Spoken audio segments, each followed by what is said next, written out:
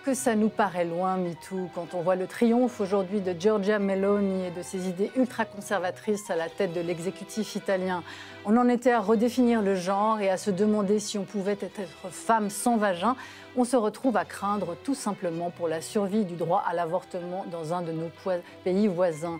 Mais Dieu Yel, que s'est-il passé? Qu'est-il en train de nous arriver?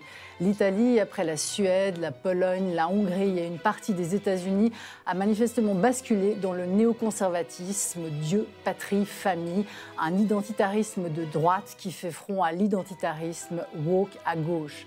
C'est un coup de gourdin sur la tête des luttes LGBTQIA+, qui menace en réalité l'émancipation de toute notre société.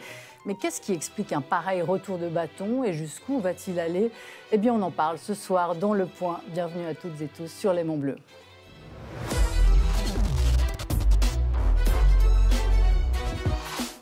Et pour en parler de ce retour de bâton, de ce backlash conservateur et de ses raisons, le plaisir d'accueillir ce soir à notre table Caroline Fourest. Bonsoir. Bonsoir. Merci infiniment de nous avoir rejoints exprès de Paris. Vous êtes aujourd'hui directrice du journal Franc-Tireur, journaliste et essayiste, auteur de très nombreux ouvrages. On citera le dernier, prix François Mauriac, Génération offensée, de la police de la culture à la police de la pensée, paru chez Grasset en 2020, dans lequel vous vous attaquez à la cancel culture et donc à ce qu'on appellera par commodité le wokisme. Mais vous êtes aussi une militante acharnée depuis toujours des droits des femmes, des homosexuels et de l'avortement notamment. Vous avez beaucoup enquêté sur l'extrême droite française et consacré en 2012 un livre à Marine Le Pen, entre autres. Vous connaissez aussi très bien ce nouvel identitarisme chrétien qui s'exprime en Europe, mais aussi aux États-Unis. Vous prédisiez d'ailleurs déjà en l'an 2000 dans votre ouvrage Foi contre choix, à propos des lobbies anti-avortement, qu'on verrait tomber l'arrêt Roe Wade, le fameux arrêt de la Cour suprême, que celle-ci vient d'invalider, laissant le champ libre aux États d'interdire ou non l'avortement. Et Philippe Val, bonsoir, bienvenue. Bonsoir Laetitia.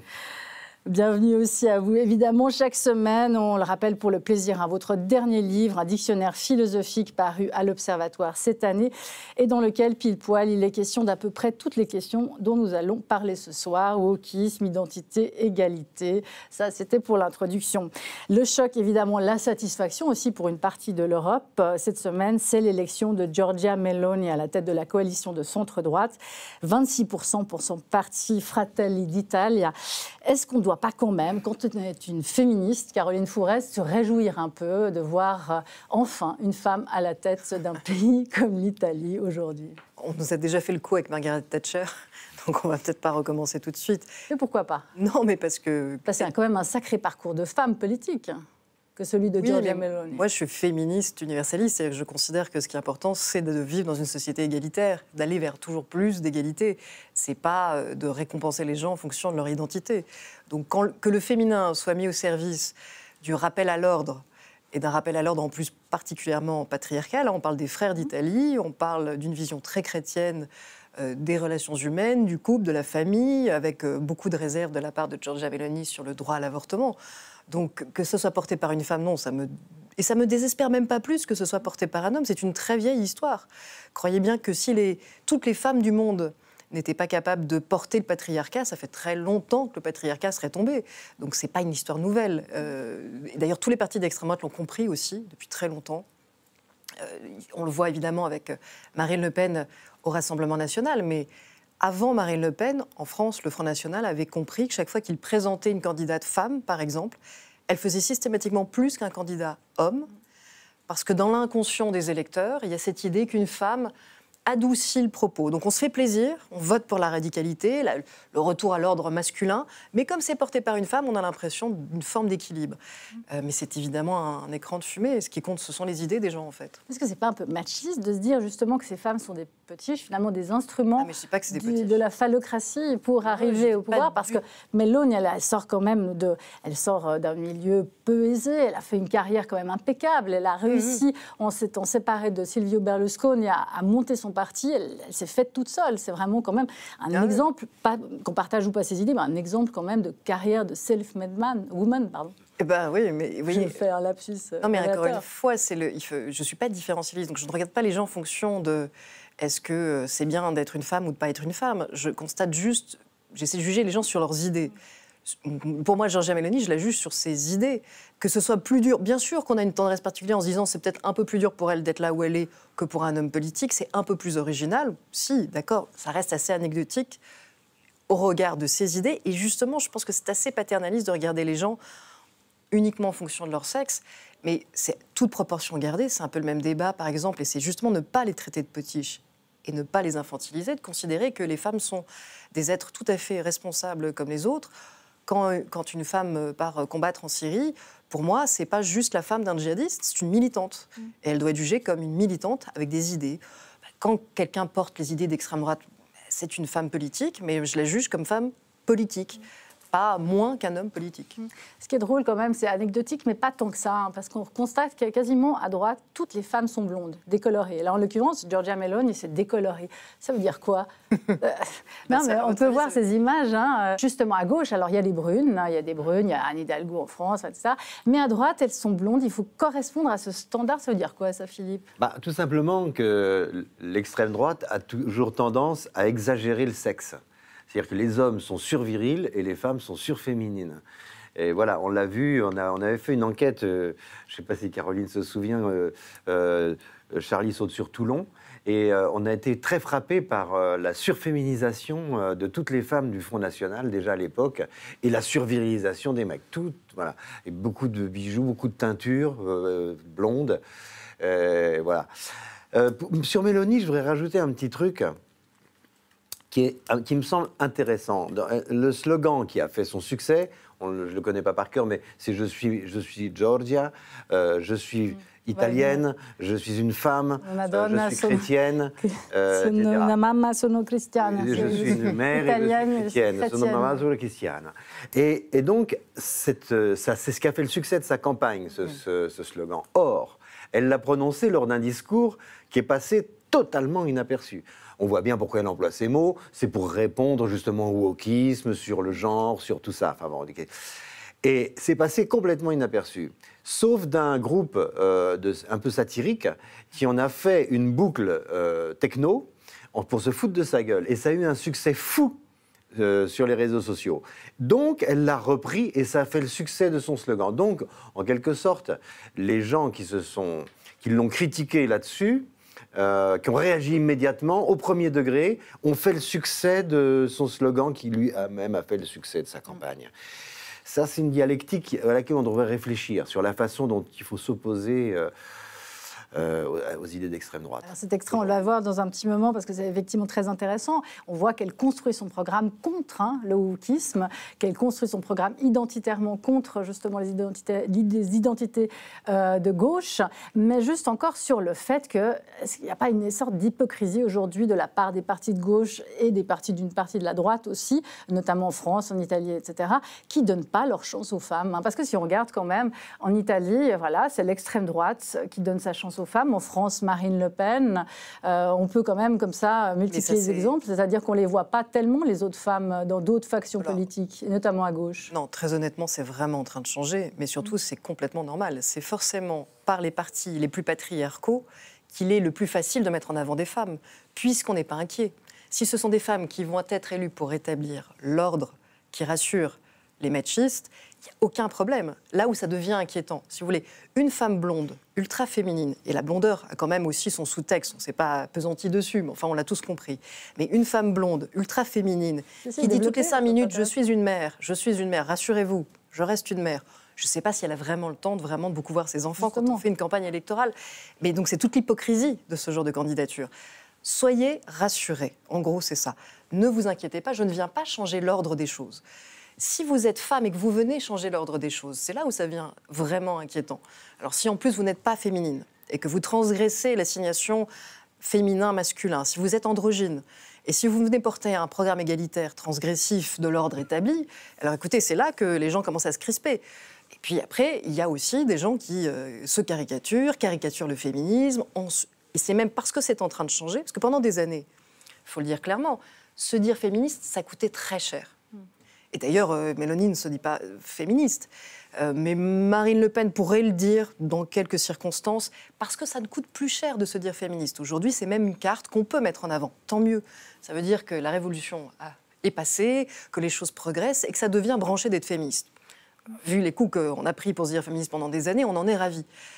Le problème, c'est qu'à l'inverse, à partir du moment où ça devient une rétribution possible, ça peut aussi attirer des vocations plus ou moins sincères.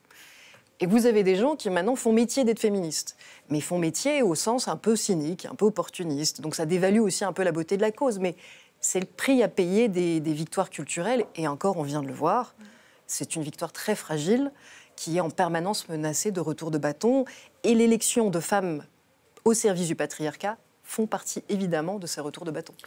Le fait que Mélanie soit un vrai problème pour les femmes, c'est une chose très simple. C'est sa position sur l'avortement, parce que c'est la base, cette histoire-là.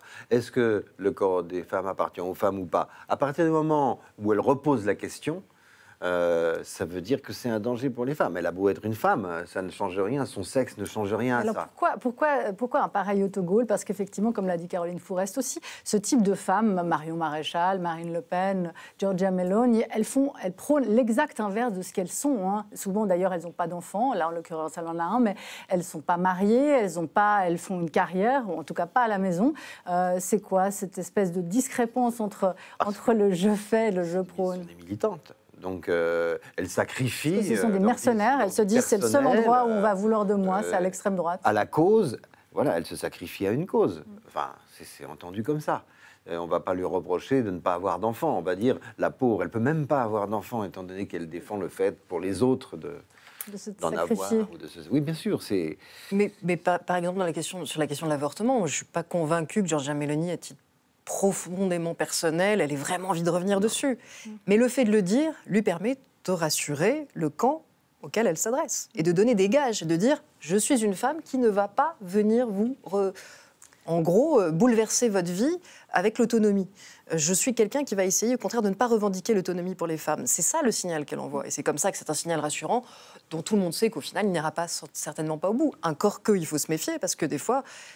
On l'a vu aux États-Unis, ça va au bout. Mais aux États-Unis, on parle de décennies de reconquête culturelle de la droite religieuse américaine pour obtenir le résultat qu'on a. On va y venir parce qu'effectivement, aller au bout, ça dépend. Il y a plusieurs chemins aussi. On peut ne pas justement militer. En Italie, on sait qu'il n'y a que 33% des obstétriciens qui justement accomplissent le geste de l'IVG. Donc, on est très loin d'être dans quelque chose de très répandu. Mais voilà, l'avortement, comme vous l'avez cité les deux, c'est un des grands exemples sur lesquels ce néoconservatisme s'arc-boute. Il en a fait un cheval de bataille aux États-Unis, en Pologne, en Hongrie, là en l'occurrence en Italie aussi. Pourquoi est-ce qu'on s'accroche comme ça? Pourquoi ça devient tout d'un coup un objet tellement essentiel dans un programme politique?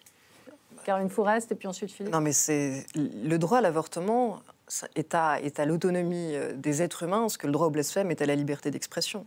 Ça fait partie de ces droits pivots qui créent forcément des révolutions. C'est-à-dire qu'à partir du moment où vous déconnectez le fait d'avoir une relation sexuelle du fait d'être automatiquement ou soumis à la possibilité d'avoir un enfant, à partir du moment où vous rendez le choix à une femme, bien sûr, mais aussi autour d'elle, à la personne qui l'accompagne, de pouvoir éventuellement avoir des accidents sans avoir tout son destin soumis à ce risque-là, vous libérez, c'est le début de l'émancipation de l'individu, c'est ce qui libère la sexualité, c'est ce qui libère les relations humaines, c'est ce qui change la famille, et donc c'est ce qui change la société. Donc il n'y a rien de plus fondamental anthropologiquement et politiquement qu'un droit comme le droit à l'avortement. Et donc les conservateurs ne s'y trompent pas. Quand, vous savez, les premières campagnes aux États-Unis, enfin pas les premières, mais les grandes campagnes que menaient des grandes conservatrices, et c'était déjà des femmes comme Anita Bryant dans les années 70, elles disaient « mais si vous autorisez le droit à l'avortement, un jour vous aurez des toilettes unisexes ». Elles n'avaient pas entièrement tort. Parce que de fait, une fois que vous libérez les femmes de cette contrainte, vous leur donnez la possibilité d'être dans une vraie liberté qui les met à l'égal des hommes. Et donc, il n'y a rien de plus fondamental. Donc l'avortement, ça vient lutter contre le transgenrisme. Non, au contraire, ça libère réellement la porte vers l'égalité, vers la fluidité des relations, des genres, de tout. Et donc, c'est une révolution d'une profondeur absolue. Et c'est normal, c'est inévitable dans l'histoire des relations humaines que ces mouvements si profonds n'entraînent pas des retours de bâton. Et c'est encore une fois, c'est ça aussi une des bases, il y a d'autres facteurs, on y reviendra, mais une des bases du retour en vogue de l'ultra-conservatisme, c'est avant tout une grande panique de la part des bénéficiaires de l'ordre établi masculin et patriarcal, vis-à-vis de toutes ces avancées qui déstabilisent par définition toutes nos relations. Philippe ? Les luttes féministes commencent dans l'Antiquité. On voit des traces déjà de revendications de femmes, et puis on le voit dans les pièces de théâtre antique. Ça parcourt notre histoire, et ça échoue toujours. Ça reste dans le discours au moment de la Renaissance, ça vient au moment de la Révolution française, ça revient tard. Il a fallu attendre l'après-Seconde Guerre mondiale pour que ça commence à imprimer quelque chose dans les sociétés qui se sont fait la guerre après la guerre. Dans cette partie de l'Europe. Et il a fallu attendre pour que cette révolution féministe s'écrive vraiment et qu'après on puisse faire des lois qui changent la société. C'est la contraception avec Neuwirth pour la France et la loi Veil sur l'avortement en France. C'est là où tout d'un coup on change de société. Alors ça ne se voit pas tout de suite du jour au lendemain, mais en réalité, moi qui ai connu le monde d'avant, étant donné mon âge, et le monde d'après, ce sont deux mondes différents. Et vous voyez aujourd'hui les sociétés où l'avortement est interdit, où l'avortement est autorisé, ce sont des sociétés terriblement différentes. Voilà, il s'est passé quelque chose là, dans cet endroit du monde, qui est un deuil décisif. On ne sacrifie plus au culte de la nature, qui assigne les femmes à un rôle particulier, et les hommes à un autre rôle particulier, mais il y a une égalité de droit. L'égalité de droit, c'est la révolution atomique dans l'histoire de l'humanité. C'est une révolution anthropologique très forte. Il est bien évident que le droit à l'avortement a une cinquantaine d'années, mettons, dans la plupart de nos sociétés occidentales. Vous croyez qu'en 2 générations, ça puisse déjà être digéré, alors que ça faisait des millénaires que c'était un sujet de lutte? Évidemment que non. C'est toujours en débat, c'est toujours en combat, et il y a toujours des gens qui ne supportent pas ce changement, pour parler le jargon, de paradigme. Ils ne supportent pas. C'est central de tous les problèmes de relations au sein de la société entre des forces, disons, réactionnaires, etc., et des forces de progrès, entre la raison et la foi, etc. Il y a toujours la question de l'avortement et de la contraception. C'est au cœur. Après, tout le reste, c'est pas des détails, c'est important, tout ce qui se passe après. Mais ça, c'est le cœur des choses. C'est le cœur du changement de société. Mais quand on dit retour de bâton, on dit réaction. Est-ce que là aussi, sur le plan de l'avortement, on n'est pas allé trop loin? Quand on regarde l'arrêt, je vous vois déjà vous redire, je sens que ma question vous plaît. Quand on voit l'arrêt Roe Wade, c'était 24 semaines. À 24 semaines, on sait aujourd'hui, la science, il y a 60% des enfants qui à 24 semaines sortent du ventre de la mère qui sont viables aujourd'hui.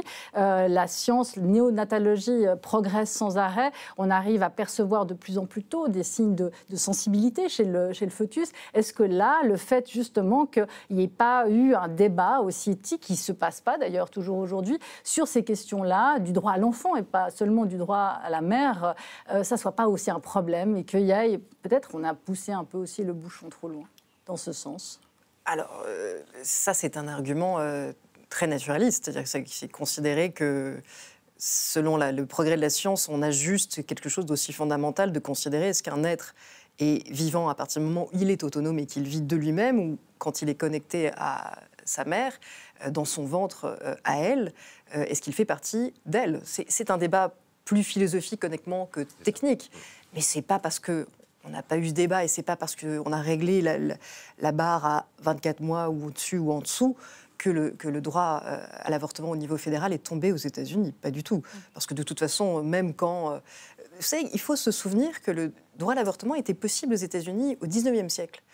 À l'époque, évidemment, on n'avait pas du tout ces techniques, mais ce n'était pas lié à ça. C'est que l'Église était beaucoup moins raide et considérait que c'était normal, des femmes qui ne voulaient pas... Il y avait beaucoup plus de pensée libérale sur ces questions. Alors, on avait aussi... Peut-être, mais justement, on aurait pu... C'est un des arguments de Giorgia Meloni, justement, l'argument démographique. Non, mais justement, on aurait pu être nataliste. La vérité, c'est qu'il a fallu toute une reprise en main, notamment des médecins qui étaient plutôt, à l'époque, en train de se constituer en ordre très masculin et qui trouvaient que ça suffisait de ne pas avoir le monopole de certaines pratiques, pour réactiver de bons vieux préjugés de mainmise sur le corps des femmes pour la natalité, qu'on a commencé par faire la police des courriers pour voir s'il y avait des objets pornographiques qui s'échangeaient. Donc c'était tout un retour de bâton moraliste qui a abouti à recriminaliser l'avortement avant d'être décriminalisé, aujourd'hui recriminalisé, et un jour ce sera à nouveau décriminalisé. Ce sont des va-et-vient. Et puis il y a d'autres pays où il n'y a pas du tout les mêmes possibilités d'avorter aussi tard. Et il y a quand même des mouvements anti-avortement. Et c'est réellement pas lié à la question de la sensibilité du fœtus. C'est lié réellement à la question de l'autonomie des femmes. C'est ça l'enjeu. Alors, je veux juste préciser, effectivement, pour les Suisses, le débat justement sur la question éthique, hein, puis on va y venir probablement, puisqu'il y a 2 initiatives qui sont pendantes, qui ont été lancées par l'UDC en Suisse, qui visent à restreindre ou à limiter un peu le droit à l'avortement, notamment une qui exige justement le droit à la vie absolue après 22 semaines. Donc ce débat probablement aura lieu sur... qu'est-ce qu'on considère comme viable et qu'est-ce qu'on considère comme un bébé? C'était pour la précision, Philippe. Oui, je voudrais préciser une chose, c'est que la France ne pourrait pas connaître un va-et-vient aussi fort que l'ont connu les États-Unis, pour une raison bien simple, c'est que la loi sur l'interruption de grossesse en France est appuyée sur la loi de séparation de l'Église et de l'État sur la laïcité. C'est déjà la laïcité qui a déconnecté, en quelque sorte, les femmes d'un devoir religieux, d'avoir des enfants, d'être mère, etc. etc. Et cette laïcité, cette égalité des hommes et des femmes, cette égalité en droit, la loi Veil s'appuie là-dessus. Donc elle est constitutionnelle. Déjà, le droit des femmes à l'interruption de grossesse est appuyé sur des droits constitutionnels. Donc on ne peut pas... C'est pas comme un argutie comme il y a eu aux États-Unis, où vraiment c'est une interprétation qui a fait que... Voilà. Là, c'est pas du tout une interprétation, c'est dans la Constitution. Et c'est lié à la laïcité en France. C'est appuyé là-dessus.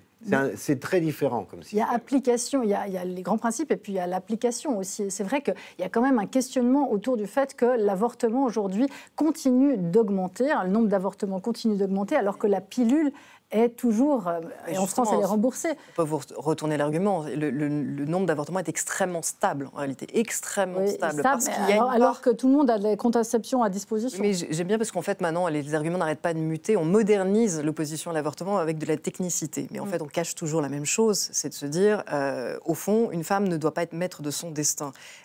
Il faut savoir, c'est évidemment violent un avortement, personne n'a jamais dit qu'il y allait de gaieté de cœur. Mais il faut bien imaginer que si, malgré le progrès de tout ce qu'on veut, la science, la raison, l'information, il y a une part non, résorbable de femmes qui se retrouvent dans des situations où à un moment donné, la grossesse ne leur est pas possible. L'idée de se retrouver mère à vie, nous parlons d'une décision qui engage la fin de son existence, toute son existence. S'il y a des femmes qui se retrouvent dans une situation, c'est qu'il y a une part de déni psychologique, de détresse psychique tellement profonde qu'elles se retrouvent au bord de ce ravin à être incapables d'envisager cet acte d'accouchement. Et donc, c'est d'une extrême violence de considérer qu'à ce moment-là, au-delà de 22 mois, 22 semaines, etc., qu'on a décidé, 22 semaines ou 24, qu'on peut jouer avec tout ça, elle n'est plus qu'un véhicule qui n'a plus le droit de conduire sa vie. Et c'est terrible, enfin, c'est d'une violence, c'est une chosification de la femme à nouveau, comme étant simplement un véhicule et un corps et un transporteur dénué de son libre arbitre qui est incroyable. Et les gens qui ont ce genre de position au nom de la science, de dire « Ah oui, là, mais moi, je protège un fœtus qui n'a pas encore de sentiments, qui n'a pas encore commencé sa vie, et je termine la vie de celle qui le porte ». C'est vous dire ce qu'ils pensent des femmes. Ça révèle un inconscient très fort et qui... peut-être chez les femmes comme chez les hommes, c'est pas naturel. C'est un inconscient culturel qui est de se dire, au fond, c'est sa mission d'accoucher d'enfants et c'est à ça qu'elle sert en premier. Donc vous dites qu'il n'y a pas de laxisme, c'est pas une réaction, le fait que maintenant le néoconservatisme s'acharne sur l'avortement, c'est pas une réaction à un trop grand laxisme dans l'application de l'IVG. Non, en tout cas je dis, ça n'est pas parce qu'on a des techniques qui nous permettent de savoir qu'il y a plus de sensibilité ou moins de sensibilité, je dis que c'est toujours la même réaction qui est effectivement d'être terrorisé par l'autonomie d'une partie du genre humain, parce qu'encore une fois, ça redéfinit toutes les cartes, toutes nos relations, et nos relations les plus intimes. Donc c'est un ordre du monde qui est mis en cause. Oui, c'est un ordre du monde.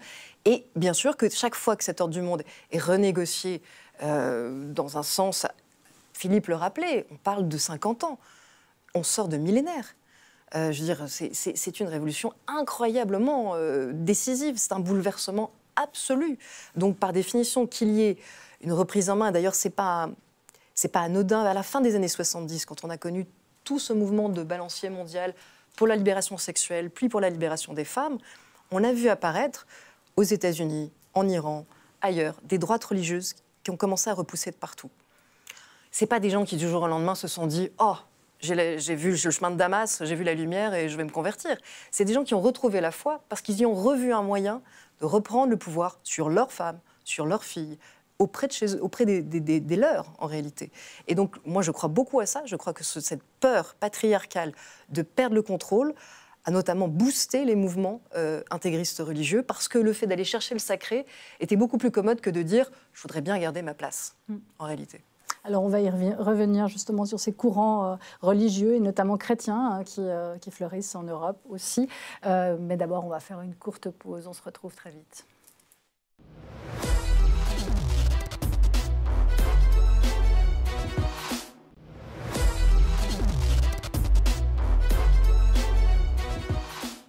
Le point de retour, triomphe de Giorgia Meloni en Italie et vague néoconservatrice qui gagne l'Europe après les États-Unis. C'est le grand retour de bâton, notamment sur la tête des luttes LGBTQIA+, et sur les droits des femmes, portés par une femme en l'occurrence. Pourquoi est-ce qu'on est arrivé là? On continue d'en parler avec Caroline Fourest, notre invitée aujourd'hui, et naturellement Philippe Val. Et on était donc sur l'avortement et sur ce néoconservatisme qui s'incarne beaucoup dans des luttes chrétiennes, notamment aux États-Unis, en Europe, en Italie. Ça a quelque chose de neuf, Caroline Fourest, ou bien c'est une vieille résurgence justement d'un vieux courant? Ah non, c'est vieux chrétien. Comme le monde. C'est vieux comme le monde. C'est à dissocier d'ailleurs du néoconservatisme à proprement parler. Le néoconservatisme, on l'a beaucoup employé pour parler aux États-Unis de cette élite intellectuelle de gauche qui est passée à droite par détestation de ce que devenait la gauche américaine et qui est devenue à la pointe de l'intervention en Irak et de l'interventionnisme américain.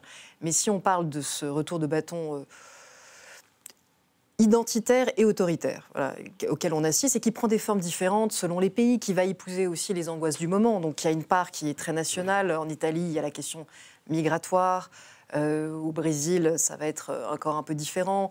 Aux États-Unis, c'est la grande question de la polarisation. Mais il y a quelque chose qui est très commun, c'est que je pense qu'aujourd'hui, les droites conservatrices ont réussi à faire croire aux électeurs qu'ils défendaient la liberté.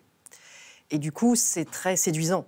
Dans un monde il y a beaucoup de phénomènes profonds qu'il faut analyser. Nous sommes tous de plus en plus polarisés par nos moyens de s'informer, notamment. On s'informe de plus en plus, on a l'impression d'être tous connectés, donc on a un peu la tête qui tourne. Il y a des études cognitives qui sont même très claires sur le fait qu'on n'a jamais eu autant de temps pour s'ennuyer. On n'a jamais eu aussi peu été utilisé comme outil de travail, et donc on a beaucoup de temps. On s'ennuie un peu en réalité. Et on a beaucoup de temps pour tourner en rond.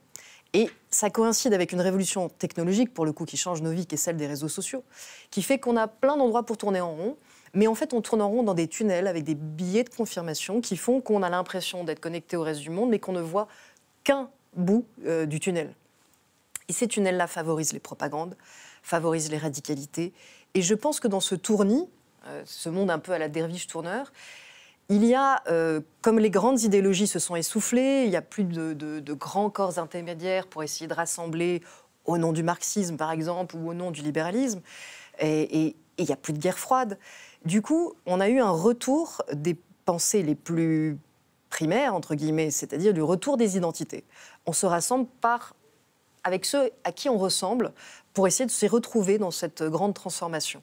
Et ça a renforcé quelques réflexes, évidemment, à la fois, on a des réflexes identitaires qui maintenant colonisent aussi un peu la gauche radicale, mais évidemment la droite radicale est championne et finit toujours par l'emporter d'ailleurs en termes d'affirmation d'identité. C'est toujours eux qui finissent par remettre le couvercle, parce qu'ils ont cette tradition très ancienne de dire, après tout, on est chez nous, la famille, c'est comme ça, c'est pas autrement, et puis on arrête de tourner dans tous les sens, revenons aux fondamentaux. C'est ce qu'on vit sous différentes formes, donc c'est pour ça qu'on parle de retour de bâton. C'est vraiment un retour de bâton, et on va voir jusqu'où il va, et qu'est-ce qui le sert aussi. C'est parce que en face, si on s'y prête, c'est-à-dire que si la gauche, par exemple, abandonne le combat pour la liberté, ou donne le sentiment qu'au nom de l'égalité, on doit marcher sur les libertés, au nom de la lutte antiraciste, par exemple, on a vu des gens marcher sur la liberté d'expression. Toutes les dérives de la cancel culture, c'est aussi ça. C'est au nom de la lutte prioritaire contre les discriminations, on étouffe la création. Alors là, pour le coup, si en plus une gauche radicale donne le bâton pour se faire battre, c'est malheureusement assez inévitable qu'un Donald Trump aux États-Unis, avec son son surmoi, sa capacité à dire tout et n'importe quoi sans aucun filtre, défoule les électeurs.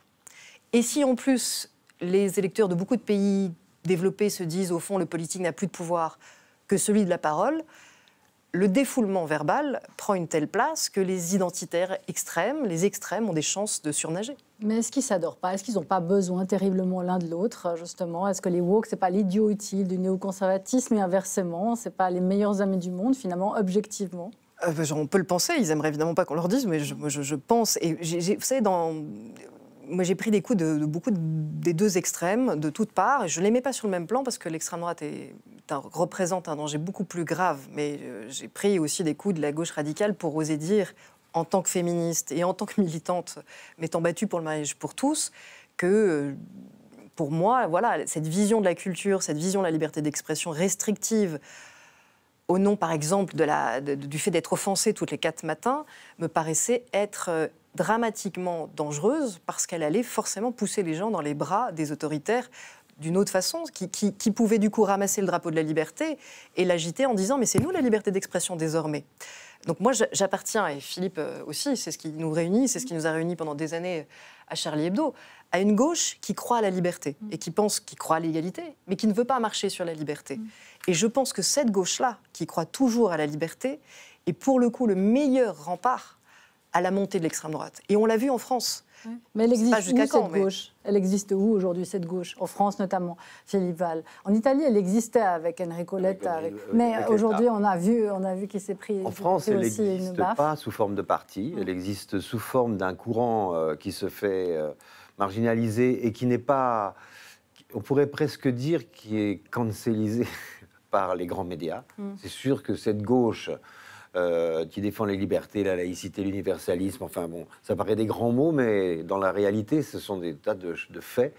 Elle n'est pas aimée aujourd'hui, elle est marginalisée, elle n'a pas beaucoup de moyens d'expression, elle ne bénéficie pas de grands médias officiels pour faire passer ses idées. Ni de représentants politiques. Voilà, non. Alors, je voudrais revenir juste la gauche aujourd'hui, en gros, c'est quand même le wokisme. Par ailleurs, juste dire une chose, c'est que tu dis l'extrême droite, c'est plus grave, sauf qu'elle est nourrie par cette extrême gauche, et cette extrême gauche fait un mal de chien. Enfin, elle est le meilleur attaché de presse de cette extrême droite qui monte partout en Europe. C'est idiot parce que c'est elle qui est toute la gauche maintenant. Mais quand vous parliez tout à l'heure, par exemple, des chrétiens, etc., pourquoi ça marche ? Pourquoi ça marche ? Parce que les gens ont envie d'une espèce de quête de sens, comme on dit. Mais quel est le sens proposé ? C'est une très très vieille histoire et qui rejoint ce qu'on disait dans la première partie de l'émission sur l'avortement, c'est un mépris du corps. C'est une vieille histoire chrétienne, mépris du corps humain, et qui sépare l'esprit du corps. Or, le pur esprit et le corps impur. Le corps doit être puni, la vraie vie c'est après la mort, enfin toutes ces histoires, ça marche dans toutes les religions monothéistes et aussi dans les autres. Mais c'est très dangereux et c'est là-dessus que se fondent toutes les autorités traditionnelles. C'est parce qu'on ne veut pas entendre que l'esprit, ça n'est que l'expression du corps. Le jour où on entendra ça, évidemment, on se portera mieux. Mais c'est un chemin philosophique, moral, civilisationnel interminable. Pourtant, c'est simple, mais ça ne passe pas. L'esprit n'est que l'expression du corps. Ça ne passe pas. Le jour où ça passera, on sera débarrassé d'énormément d'abrutis, d'énormément de bêtises, d'énormément de barbarie. Voilà. Alors, juste, on va voir cet extrait que je vous avais promis de Giorgia Meloni pour voir à quel point effectivement les deux se répondent, puisque dans son discours, c'était les woke, c'était les luttes en tout cas intersectionnelles et progressistes qu'elle visait quand elle disait ceci. Vogliono che siamo genitore 1, genitore 2, genere LGBT, cittadini X, dei codici. Ma noi non siamo dei codici, noi siamo persone e difenderemo la nostra identità. Io sono Giorgia, sono una donna, sono una madre, sono italiana, sono cristiana. Non me lo toglierete, non me lo toglierete. Les jumeaux infernaux, c'était Giorgia Meloni donc, pendant un meeting en 2019 près de Rome. Ces jumeaux infernaux, avec cette composante, on y revient sur les chrétiennes, extrêmement forte, notamment aux États-Unis. Est-ce que là, effectivement, c'est vieux le christianisme, hein, c'est très très ancien, mais cette résurgence-là, qu'est-ce qu'elle a de très contemporain au fond, Caroline Fourest? Non, mais c'est que c'est rassurant. Ce que vient de dire Giorgia Meloni, ça rassure. Parce que ça fait appel à des conceptions anciennes, traditionnelles, et donc on s'y retrouve facilement. Il n'y a rien de nouveau dans tout ça. Joseph de Maistre, qui combattait l'universalisme déjà, et expliquait que non, l'homme universel, ça n'existait pas. On était italien, français, suisse. Donc c'est pas nouveau. La contestation de l'universalisme, elle a toujours existé, parce que l'universalisme est une abstraction qui demande un effort philosophique, alors que l'appel à l'identité est un appel aux tripes. C'est quelque chose de très organique. Donc, par définition, ça a toujours une longueur d'avance. Et en plus, si de l'autre côté, des gens n'ont pas la générosité d'être pédagogues sur ces transformations et donnent le sentiment de vouloir laisser des gens au bord de la route ou de vouloir leur marcher dessus, en revendiquant au nom de ces luttes une place à prendre, mais la place de l'autre, au lieu d'essayer d'agrandir la table, par définition, des gens qui se sentent écrasés ou qui se sentent repoussés vont aller se jeter dans les bras de cet appel rassurant à retourner aux fondamentaux. Donc c'est bien pour ça que moi j'essaie de mettre en garde. Quand j'ai écrit Génération offensée, c'était pas pour qu'on retourne à la période d'avant le politiquement correct et de certains questionnements sur les avancées féministes. Pas du tout, je suis féministe. Je veux juste pas prêter le bâton, encore une fois, à des retours en arrière, et je veux qu'on prenne le temps de la pédagogie. Par exemple, moi je suis pour la... Mais qu'est-ce qu'ils ont commun? C'est justement ces courants en France, que ce soit la Manif pour tous, aux États-Unis, justement les pro-life, ils ont quoi en commun? Est-ce qu'ils sont structurés pareil? Est-ce qu'ils sont dans une espèce d'interaction internationale? Comment ça se passe? Est-ce qu'on peut parler d'un christianisme politique, comme on parle d'un islam politique aujourd'hui? Mais bien sûr, et d'ailleurs pendant des années, quand on a essayé de... Moi, vous savez, j'ai travaillé sur l'intégrisme chrétien avant de travailler sur l'intégrisme musulman. Et quand je retrouvais le même vocabulaire, les mêmes modes d'organisation, pas les mêmes financements. C'est vrai que l'intégrisme musulman a plus le Qatar et que les intégristes chrétiens, les fonds viennent plutôt des États-Unis. Mais le vocabulaire est le même, la sémantique est le même, le projet de société est le même. Il y a des moyens plus ou moins violents de le hâter. Les chrétiens politiques sont beaucoup plus utiles, beaucoup plus actifs par le lobbying. Les think tanks, par exemple le think tank qui a permis de faire émerger que des futurs candidats à la Cour suprême, qui renverserait Roe Wade, c'est des années de construction, c'est un casting, c'est beaucoup d'argent pour aller suivre ses carrières et faire en sorte que Trump soit obligé de puiser dans cette épuisette-là. Donc ça, c'est du lobbying, c'est des années de militantisme culturel. Mais ce qui est dans des sociétés, en plus, comme la société américaine, qui est de plus en plus sécularisée et de moins en moins, justement, religieuse. Oui, enfin, de plus en plus, mais le mur de séparation dont rêvait Jefferson, c'est-à-dire quand même une laïcité quasiment à la française, a été défait pièce par pièce sous les coups de boutoir de la droite religieuse américaine, financée par des millions, par des gens privés, par des fondations, qui a petit à petit défait cet édifice. Et aujourd'hui, on a des exceptions à tout. Et donc c'est bien là aussi l'opposition des modèles. Vous avez un modèle multiculturaliste qui permet les exceptions au commun, pour tout, au nom de l'identité et plus encore au nom du sacré. Alors au nom du sacré, vous pouvez à peu près tout offenser et tout enfoncer, les deux, aux États-Unis.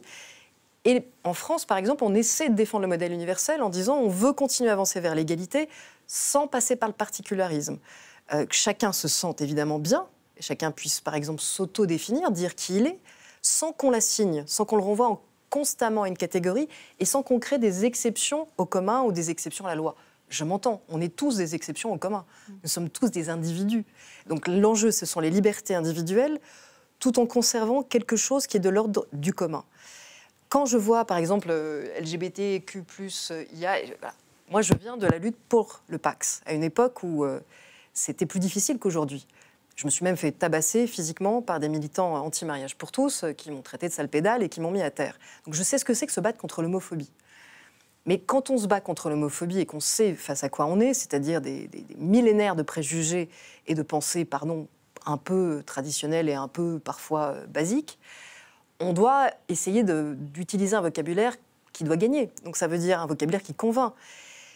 La guerre des sigles, moi je trouve ça formidable, mais quand plus personne n'arrive à le prononcer, est-ce qu'on n'a pas perdu la bataille de la pédagogie ? Donc ça rime à quoi ? Que chacun appose une lettre si, à la fin, plus personne n'arrive à le prononcer. Mais si on le matraque tout le temps, on arrive à s'en souvenir. Enfin, je pense qu'effectivement, là, sincèrement, à partir du moment où on a un plus, à partir du moment où on a un plus qui, justement, intègre les intersexes, intègre tout ce qui est fluide, et je me revendique de la fluidité des genres, je suis pour la déconstruction de l'assignation des genres. Mais encore une fois, l'idée, et c'est là le problème du particularisme, c'est qu'en fait, le particularisme ne veut jamais agrandir la table pour que tout le monde puisse s'y asseoir.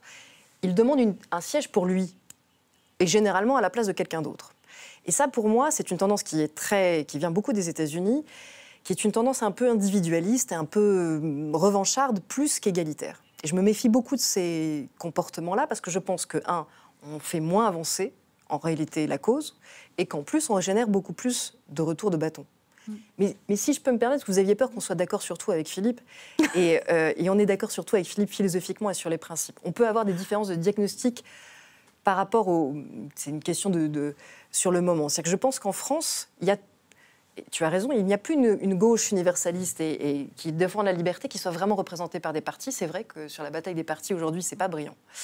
Dans la société, la gauche Charlie, la gauche qui croit à la laïcité, la gauche qui croit à la liberté, elle est très puissante. Elle est très puissante dans les enquêtes d'opinion. Et c'est là où j'ai un léger désaccord de diagnostic. Je pense qu'elle est encore très puissante aussi dans le débat d'idées et donc dans la presse. Et que c'est ce qui nous a permis d'éviter la victoire de Marine Le Pen à 2 reprises. À part la vôtre. Hein ? Donc quelle presse, par exemple ? Mais non, mais à l'Express, je peux vous citer plein de confrères qui sont très critiques des dérives identitaires, d'où qu'elles viennent, vraiment.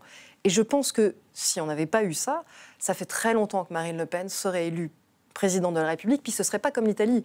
Parce qu'en France, une fois que vous êtes élu président de la République, ce n'est pas des coalitions, vous ne pouvez pas sauter à n'importe quel moment, vous êtes là pour un moment. Ça nous protège, je ne sais pas jusqu'à quand. Mais je sais juste une chose, et c'est là où on est profondément et fondamentalement d'accord, c'est que moi qui ai travaillé, comme vous le savez, sur l'islamisme, sur des personnages comme Tariq Ramadan, il suffit de le suivre, c'est un de ces personnages, il suffit de suivre pour voir les lâchetés de la gauche. Et dans tous les pays où la gauche a été lâche, où elle a refusé de voir, où elle a refusé de dire, alors là, vraiment, le décollage de l'UDC, c'est quoi ? Je veux dire, sur quoi naissent ces envolées populistes, cette envie de se défouler soudainement verbalement ? Sur le refus de dire de la gauche. Et donc je pense que ceux qui nous disent il y a un danger prioritaire qui est l'extrême droite, donc taisons les sujets qui fâchent, n'abordons pas les choses, se trompent, que la réalité c'est de dire courageusement ce qui ne va pas, les problèmes, de les affronter, mais de les affronter calmement, de façon constructive, sans détruire, en cherchant une solution, ce que l'extrême droite ne cherche pas. L'extrême droite ne cherche pas de solution, puisque l'extrême droite vit des problèmes. Donc, au lieu de dire non, tout ce qu'ils disent est faux, et puis non, on peut dire qu'il y a des défis à relever, mais on peut chercher à les relever. Alors, je suis d'accord avec toi sur le fait que nous sommes beaucoup plus nombreux qu'on ne pense, mais on n'est pas représentés. Et ce que je veux dire, et ça c'est un très mauvais signe, c'est qu'à chaque fois que quelqu'un monte politiquement, en politique, pour nous représenter, qui est dans le système politique, que ce soit Manuel Valls, Jean-Michel Blanquer, Bernard Cazeneuve, ce sont des gens qui se font exploser. Ils se font détruire. C'est très difficile aujourd'hui. D'ailleurs, l'Assemblée nationale, quand on a vu comment elle se répartissait aujourd'hui, on s'est dit, les gens qui aiment la proportionnelle, ils ont dit, finalement, là, on est comme à la proportionnelle. Oui, tout le monde est représenté, sauf nous. Mais vous n'êtes pas seulement bankable dans l'électorat, parce que je suis désolée, mais il y a des élections. Le Parti socialiste s'est effondré. Effondré. Parce qu'il y a un crétin qui a pris le pouvoir. Donc les gens ne votent pas. Les gens ne votent pas. On sait on aussi est passé que de François Mitterrand, qui était quand même pas quelqu'un de très recommandable, mais très intelligent, à Olivier Faure. Vous êtes très nombreux, mais en tout cas, les gens ne votent pas, n'ont pas du tout voté pour les instances centrales, justement. Attends, ça c'est récent, mais c'est des questions. Il ne faut pas confondre les questions conjoncturelles et les mouvements de fond. Qu'il y ait un problème d'incarnation aujourd'hui au sein de la gauche, c'est une réalité. Mais demain, il y a une incarnation. Bernard Cazeneuve, par exemple, n'a pas mauvaise presse. Il est peut-être en train de reconstruire le futur Parti socialiste. En attendant, c'est Jean-Luc Mélenchon qui draine les foules. Bien sûr, oui, qui draine les foules, qui draine la jeunesse. Après, c'est. Jusqu'à la semaine dernière. Et Sandrine Rousseau. Depuis la semaine dernière, il a des Sandrine Rousseau, c'est donc un discours extrêmement radical qui enflamme la gauche, comme elle enflamme aussi la droite, parce que la droite radicale marche beaucoup mieux. Ça, c'est certain que Sandrine Rousseau fait la joie des antiféministes matin, midi et soir. Elle les régale, mais si vous vous voulez, ce sont aussi des mouvements qui finissent toujours de façon très brève en réalité, parce qu'il y a une sorte d'anthropophagie. Quand on est aussi radical et qu'on veut toujours annuler l'autre, à un moment donné, si on est tous dans le même parti, on finit par s'auto-annuler. C'est ce qui est en train d'arriver à la France Insoumise et à Europe Écologie Les Verts, qui pareil rendent un mauvais service au féminisme, un mauvais service à l'antiracisme et un mauvais service à l'écologie. Et donc du coup, ça s'auto-détruit. Et au final, on s'aperçoit que l'universel, il relie, là où le particularisme finit toujours par la guerre de tous contre tous. Toujours par diviser même les minorités. Et c'est ce qui m'ennuie, moi, dans les revendications particularistes, c'est qu'on n'arrive plus à additionner. On n'additionne pas les forces. Au lieu d'additionner toutes les victimes de racisme, toutes les victimes de sexisme, d'homophobie, tous ensemble contre, justement, ceux qui ont des préjugés, on finit par se compter pour savoir qui est le plus victime. Ça, par exemple, c'est une dynamique qui est en train de dévitaliser l'antiracisme de l'intérieur. Et donc, il y a un antiracisme universaliste qui s'oppose à ça, mais qui est pris en étau. Et c'est pour ça que c'est difficile d'avoir une incarnation entre les racistes qui reprennent du poil de la bête et les antiracistes identitaires qui nous dévissent, enfin en tout cas qui nous dévitalisent d'une certaine façon. Oui, mais aussi, il n'y a pas de discours qui est proposé. Hein. Il y a quelque chose qui est très frappant aujourd'hui dans les événements qui se produisent en Iran. On a quelques minutes, donc on va peut-être regarder très rapidement quelques images. On va tomber le voile et nous leurs cheveux en signe de protestation. Tout est parti il y a 15 jours avec la mort de Mahsa Amini, une jeune iranienne qui a été tuée pour avoir laissé dépasser quelques mèches depuis des manifestations éclatées dans tout l'Iran. On n'entend franchement pas beaucoup ni les féministes ni les tenants de l'universalisme nulle part ailleurs, nulle part en Europe. Les cas en France, il y a un malaise parce que l'antiracisme, le féminisme a été capté provisoirement, je l'espère, par une partie de la gauche qui est dans des contradictions que les événements d'Iran rendent insolubles. C'est-à-dire qu'en France, ils défendent le port du voile pour les femmes. Et en Iran, les femmes se font assassiner si elles le veulent. Ok, mais les tenants de la laïcité, on ne les entend pas non plus. On ne les entend pas non plus, très fort. Non, mais si, enfin, pardon.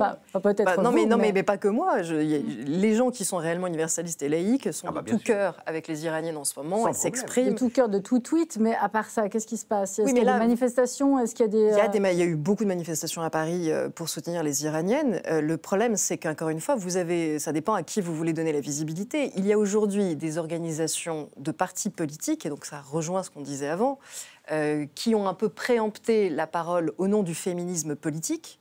Et du coup, on finit par croire que c'est uniquement elles, le féminisme. Or, elles sont dans des logiques d'appareil politique, de calcul, et donc elles sont effectivement là un peu coincées, parce qu'après avoir beaucoup passé des alliances avec des mouvements pro-voile, pro-islamistes, pour des raisons purement électorales, eh bien, quand l'Iran arrive et quand des femmes se révoltent et se font tuer, elles vont tweeter pour, elles sont quand même pas devenues antiféministes à ce point-là, mais elles vont tweeter doucement, et du coup ça va donner le sentiment que les féministes, parce qu'on a cru que c'était ça le féminisme, non, ça c'est simplement des femmes politiques qui peuvent se revendiquer du féminisme et qui ne sont pas le féminisme. Moi je peux vous dire que des militantes du MLF des années 70 sont avec les Iraniennes, mais qui invite des militantes du MLF sur les plateaux de télévision? J'irais mieux, je dirais... Ça veut dire qu'il n'y a plus de féminisme structuré aujourd'hui qui s'occupe de toutes les femmes. Non, c'est que des féministes de partis, en réalité, beaucoup, ou des sous-marins de partis. Ce qu'on entend, c'est... De partis qui ne défendent pas toutes les femmes et pas toutes les causes. Qui ont des indignations sélectives et très calculées, bien sûr. Et je pense que ça empêche, ça crée une espèce d'autocensure dans le travail journalistique. Je discutais avec des gens d'une rédaction cette semaine, par exemple, je leur disais, mais on devrait faire un petit micro-trottoir. Les gens, les hommes, dans Paris, on en trouve beaucoup, qui s'habillent de façon ouvertement religieuse, avec les... Voilà, je ne sais pas comment ça s'appelle, mais enfin la djellaba, etc., enfin, tous les attributs de l'homme pieux. Et les femmes qui se voilent. On pourrait faire des micro-trottoirs auprès de ces gens pour leur demander ce qu'ils pensent de ce qui se passe en Iran. Ils sont français, ils ont le droit de parler librement, on peut leur demander poliment, expliquez-nous votre position, vous ne voulez pas que votre femme, ou vous, madame, vous voulez pas retirer votre voile, alors que là-bas, elles sont prêtes à mourir pour le retirer. Comment vous vivez ça? Qu'est-ce que vous en pensez? Parlez-nous. Parlez-nous, on veut être éclairé. Ça ne se fait pas, parce qu'on dit, oui, mais là, il faudrait que ce soit des hommes qui interviewent les hommes, les femmes, ça va faire des drames, je ne sais pas si c'est bien... qu'est-ce que ça veut dire? Le voile, c'est compliqué, on ne sait pas si on est pour, si on est contre. Voilà, c'est ça. On est dans une société où tout d'un coup, ça y est, on a peur de tout ça. On a peur d'entendre des gens qui ne s'expriment jamais parce qu'ils ne veulent pas s'exprimer. Ça, c'est en miroir, effectivement, avec justement de ce dont on vient de parler. C'est le pourquoi aussi des gens normaux. Par exemple, moi, femme, pourquoi est-ce que je me sentirais aujourd'hui plus protégée, plus représentée par justement les féministes aujourd'hui que j'entends pas forcément sur des questions qui me concernent, et plus que par ce que Giorgia Meloni propose, par exemple. Elle qui, quelque part, incarne un modèle de réussite de femme. D'abord, chacun fait exactement ce qu'il veut. Mais ce qui est intéressant, c'est que quand les féministes parlent, si on ne les entend pas et qu'on préfère entendre le silence des autres, c'est normal qu'on n'entende pas les féministes. C'est-à-dire qu'en réalité, et encore une fois, il y a un mouvement de solidarité féministe mondial pour les Iraniennes, de celles qui sont réellement féministes, c'est-à-dire qui sincèrement sont pour l'émancipation des femmes, et qu'on choisit, peut-être parce que c'est une façon de s'arranger avec sa conscience pour pouvoir préférer le conservatisme, de n'entendre que le silence de quelques politiciennes calculatrice. Et effectivement, je venais aux entournures avec cette histoire de révolution des femmes en Iran. Je viens d'interviewer, moi, Masih Alinejad, qui est l'une des voix de la dissidence iranienne, réfugiée aux États-Unis, qui a failli se faire tuer comme Rushdie il n'y a pas si longtemps. Je suis entourée de militantes iraniennes, mais je suis entourée dans mon combat féministe de militantes algériennes, tunisiennes, marocaines, iraniennes. Ce sont les plus grandes défenseuses de la laïcité et de l'universalisme, parce qu'elles savent ce que ça coûte quand on renonce à ces idéaux-là. Ensuite, on peut tout à fait avoir un débat très tranquille, on ne l'a jamais eu très tranquillement, mais c'est dommage, sur effectivement ce que signifie le voile ici et là-bas. Il ne signifie pas exactement la même chose, mais il est presque pire ici. Et voilà, c'est ça. Parce qu'en réalité, d'ailleurs, la mode du voile, du nouveau voile, c'est du voile politique, pas celle que portaient des grands-mères qui ont migré et qui se retrouvent dans un pays et qui finissent par l'abandonner progressivement, ou pas. La mode de jeunes nés en démocratie, et y compris en France, dans des démocraties laïques, qui se mettent à prendre un habit religieux qui ne vise que les femmes, qui n'est contraignant que pour les femmes, qui fait porter la contrainte de la modestie sur le corps des femmes, quand leur mère ou leur grand-mère se baignait en bikini sur les plages d'Alger. Qu'est-ce que ça veut dire du monde? Ça veut dire une régression, évidemment, et ça ne va pas dans le sens de la libération et de l'émancipation. Et c'est un mouvement qui a commencé aussi par fascination pour la révolution iranienne, puis après la guerre du Golfe, qui a été beaucoup travaillé par le mouvement des frères musulmans, qui est décidément le plus redoutable sur ces questions-là pour l'Europe, et qui a radicalisé notre jeunesse en Suisse, en France, en Belgique, partout ailleurs. Qui a été aidé par nos démocraties aussi. Qui a été aidé par la lâcheté politique, par des financements la France, étrangers. La gauche française. Enfin, moi, excusez-moi, parce qu'on peut parler de la gauche suisse à ce moment-là sur la question de l'islam politique. Je pense que, sincèrement, non, la gauche française en est plutôt bien tirée, honnêtement, la gauche. À part si vous parlez de Michel Foucault pour Khomeini. Oui, alors voilà, parlons de Michel Foucault pour Khomeini. Mais alors ensuite, sur la partie frères musulmans années 90, je pense que pour le coup, il faut regarder qui a permis de financer, les Saoudiens notamment, des autorisations bancaires pour les frères musulmans et qui les a implantés, notamment en Suisse. Et du coup, une fois qu'ils sont implantés, ces prédicateurs, ils ont radicalisé notre jeunesse, qui effectivement trouve que le nouveau mai 68, c'est de porter un signe sexiste sur la tête, et qui va peut-être, je l'espère, se réveiller en voyant que des femmes en meurent ailleurs. Ça ne veut pas dire que, encore une fois, moi je ne suis pas pour interdire le voile dans la rue. Je parle que de l'école publique, et pour le cas particulier de la France, où l'école publique doit ouvrir à la citoyenneté, qui est un cas très particulier. Donc je ne suis pas pour la régulation excessive du vêtement, et j'ai été contre l'interdiction du voile dans la rue. Mais par contre, je suis frappée de voir des jeunes qui se disent engagés, les jeunes que voulaient, ou les gens, pas que les jeunes, les hommes que voulait interviewer Philippe, de leur égoïsme, de leur manque de sensibilité, puisqu'on parle, on va devoir conclure. De leur manque de sensibilité par rapport effectivement au courage de ces femmes iraniennes qui peuvent se faire tuer, qui se font tuer en ce moment, pour pouvoir simplement vivre cheveux au vent. Peut-être qu'un jour, ce sera contre le voile chrétien qu'on devra lutter aussi ici. Il y a des séries qui nous promettent un avenir sombre, une très bonne, La Servante écarlate, que je recommande. Et voilà, donc ça sera la conclusion pas très réjouissante sur ce point, après l'élection de Giorgia Meloni et la vague néo-conservatrice qui gagne l'Europe, après les États-Unis, la Suède, la Pologne, la Hongrie. C'est fini pour aujourd'hui. Merci infiniment à Caroline Fourest et bien sûr aussi à toi, Philippe. Merci à vous aussi de nous avoir suivis. Mercredi prochain, on consacrera une petite suite à cette émission en restant sur la radicalité à gauche. On parlera écologie politique et tendance à se déporter de plus en plus vers les extrêmes. Une tentation qui gagne aussi la Suisse. Ce sera mercredi prochain à 20h dans Le Point. En attendant, on vous souhaite une excellente soirée et une bonne semaine à toutes et tous.